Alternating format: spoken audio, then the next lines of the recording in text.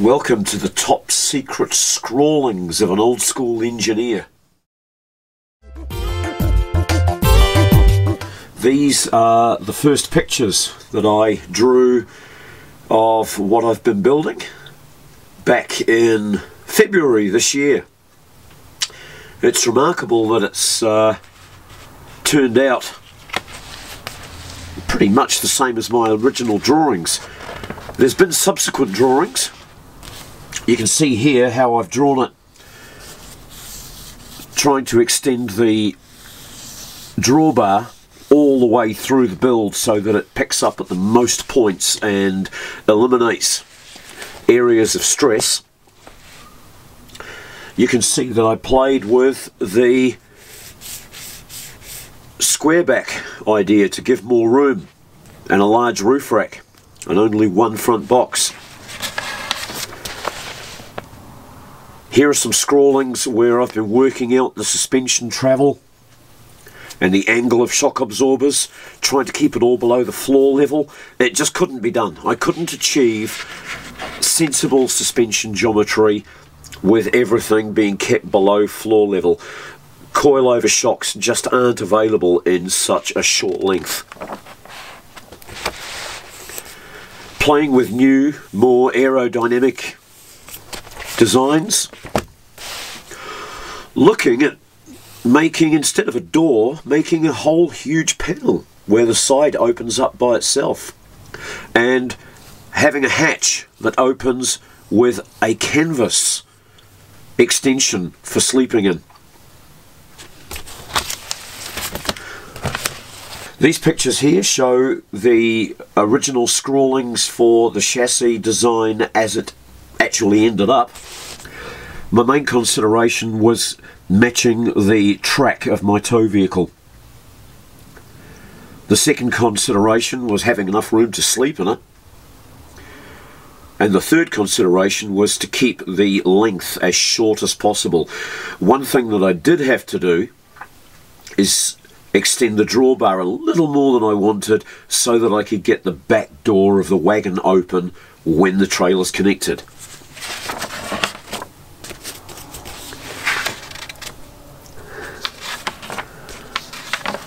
We've got a few pictures on the previous pages there of a trailer I built for somebody else, completely unrelated.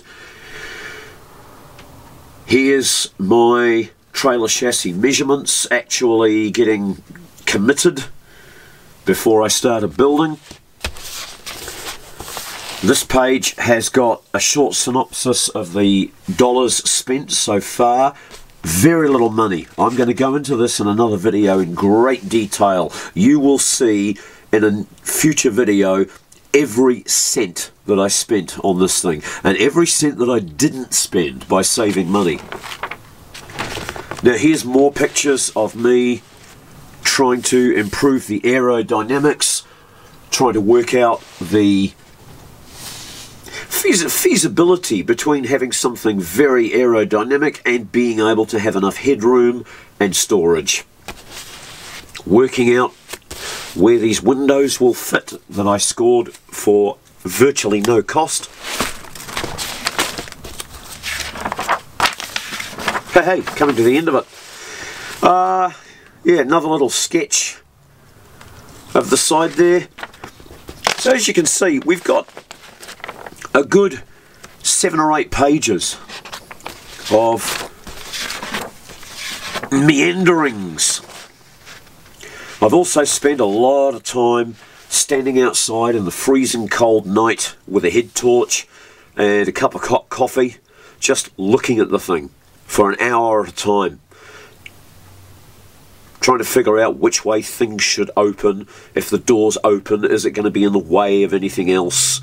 How much headroom will I have in the sleeping area? Will I be able to stand up to pull my trousers on in the morning? Can I carry something large through the doorway? Lots and lots of considerations. Working out the awning here. In New Zealand, you cannot buy one of these 270-degree batwing awnings. So, subject of a future video, I will be making one out of an old tent I have a tent here that hasn't been used in years, but it's actually probably only about 1 season old. It's hardly had any use. The canvas on it is gorgeous. Nobody seems to want it when I advertise it for sale, so I'm going to cut the thing up. Cut it up into 5 triangles. Sew those triangles together. I'm going to make my own aluminium frame and spars and poles because everything's available. You can buy this stuff. You've just got to look at it carefully, figure out what it is that you need to buy, and then find yourself the best place to buy it without getting ripped off. Use good quality stainless nuts and bolts. Put sleeves over the bolts so that when you tighten them they don't crush the aluminium tube or the aluminium section that you're using for the spars.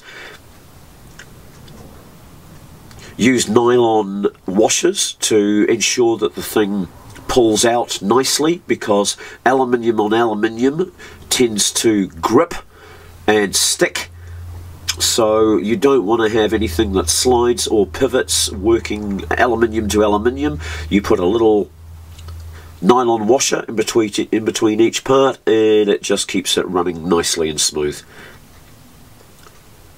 So this is some of the behind the scenes stuff that you don't normally get to see in someone's trailer build. There's still stuff to do. I haven't committed to a kitchen design yet. I still haven't started building the shower and the electrics or the plumbing. All those things are still to come. It's a big job when you're designing and building something from scratch. Here's a tiny house that I built a while ago. You start building a tiny house and you can commit yourself to having something blocking your driveway for a year or more. But I work hard and managed to get these things out in 2 to 3 months.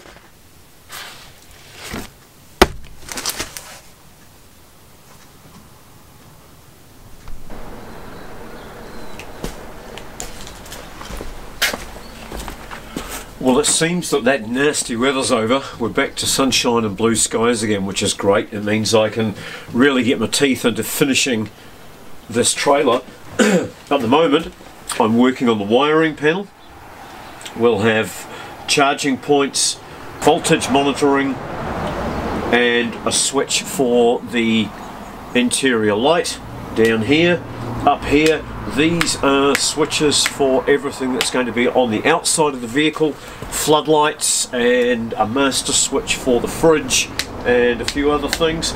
I've put provision in here for 6 switches. It's not likely that I'm going to use all 6, but they are there for future expansion. We've got the solar controller here. Heavy cables going up to the solar, and there will be more heavy cables coming out to go down to the batteries. So you can see what I'm doing here. I've got an assortment of different gauges of wire. I've got an assortment of electrical terminals. The color coding is to do with the size of the wire receptacle in the end. If you're using very fine wires, you'll use the red connectors. The medium sized ones are the blue, and the yellow are the largest. The yellow get used on the heavy cables, or where we have a group of cables put in together, as you see here. These natty little steel bus bars are devices that are fixed to the inside of electric domestic stoves. I've pulled apart several stoves in the past. I keep the wires, I keep the switches, I keep the thermostats, and I also keep these bus bars because it's a free source of all the little things that you need for the odd job like I'm doing now. So this control panel that I'm making is going to be living just inside the door here. You can see the heavy cables that have been brought down from the solar and you can also see the cables that have come up from the battery box, and there's another set of cables that are leading down under the floor. They'll go to the fridge in the front box, and we've got cables here that continue up into the roof for the fan unit and light, and another set of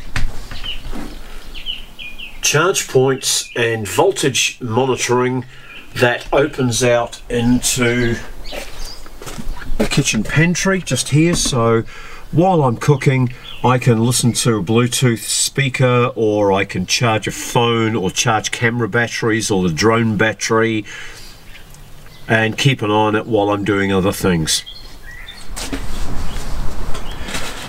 This video has been one of a series that I've put together to inspire you to build your own off-grid, off-road camper. You can do it. Have a look at some of the other videos I've done. You'll see how I made the amazing gull-wing door for just on $50. You'll see how I've done the electrics on a real shoestring budget and saved some parts from landfill. You'll even see what's in the box. I've handpicked for you 1 or 2 videos that are going to be appearing on the screen in just a moment. Have a look at those, and when you've got a little way down the track, show me how your build's going. I'd love to see.